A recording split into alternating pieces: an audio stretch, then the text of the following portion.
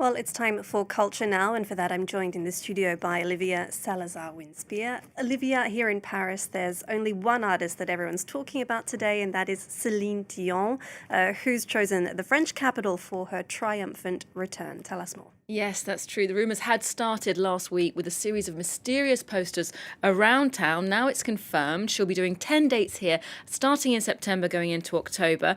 It's the first time she'll be doing an official tour in 6 years, because she had planned to play Paris in 2020. That was cancelled due to the pandemic.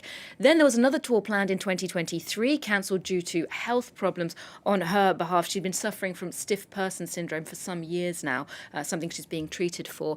And of course, there was one unforgettable live performance in the intervening time. That was in July 2024, when Céline Dion marked the beginning of the Olympic Games here in Paris with Edith Piaf's Hymne à l'amour from the top of the Eiffel Tower, no less. She also performed a few of her greatest hits and reminded us all of what we'd been missing while she'd been off stage, because it is hard to overstate her iconic status here in France. Her 1995 album, which in French is called Deux, but in the English-speaking world is known as the French album, is still the most sold French language record in the whole world. She collaborated with French music star Jean-Jacques Goldman for that one. So it's not really a question of whether these dates in Paris will sell out or not. It's more a question of how do you actually get a ticket. That's something that Solange Mougin has been looking at. She's got some possibilities for the fans. Here's more from her. The excited anticipation and hope of snagging a ticket.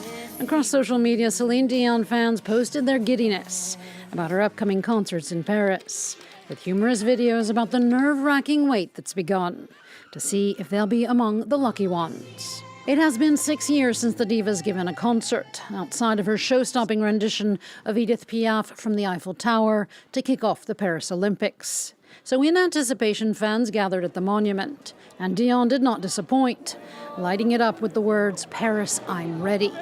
Now her fans are too, pulling out all the stops to see her live. I'm definitely getting tickets. My whole family and I have been fans since I was little. It was our CD we'd listened to in the car when we drove down to see family at Christmas, so we'll be there. Really excited, incredibly so.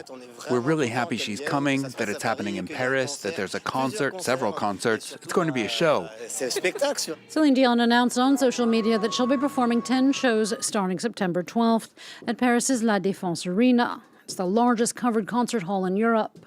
But getting a ticket will be no easy feat. To get one, fans must sign up on her website to enter a lottery, and that's just for the pre-sale. She's really going all out. Between the Eiffel Tower, the signs across Paris, everything is there. She even made an announcement, first in English, to speak to everyone. The singer's fans have until April 2nd to sign up for the pre-sale lottery. If chosen, they'll get a first shot at a ticket during the April 9th pre-sale. That is before general admission goes up for grabs April 10th. All right, the next 48 hours are going to be tense for Celine fans then, but tell us more about the choice of venue in particular. Well, it's true that Céline Dion has always had a love story with France and with Paris in particular. When she made this announcement on her birthday, no less, she posted a very sweet photograph of one of her very first visit to Paris, and memorable trips as well to the French capital. So that was on social media. But Paris as a concert venue wasn't actually her first choice. Las Vegas, Munich and London were all on the table. She's already done 2 very long residencies in Las Vegas at Caesar's Palace, and they lasted for years, actually. So that wasn't really a priority. Munich was ruled out because of the weather conditions in open-air stadiums wouldn't have been very good for her health. Similar concerns in London, and she would also have to compete with Harry Styles, who was doing a long string of concerts at that time. So the La Défense Arena in Paris was the lucky host of this string of concerts. As we heard in that report, it's the biggest venue of its kind in Europe. It has capacity for 45,000 people per evening. They've already had Taylor Swift, Bruce Springsteen and the Rolling Stones in recent years. And the venue is in the process of being acquired by the Live Nation entertainment company.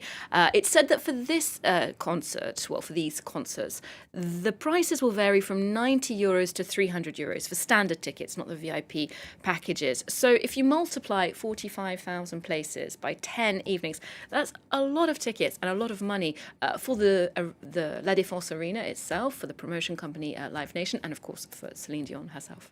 Of course, Olivia Salazar-Winspear, thank you very much for that.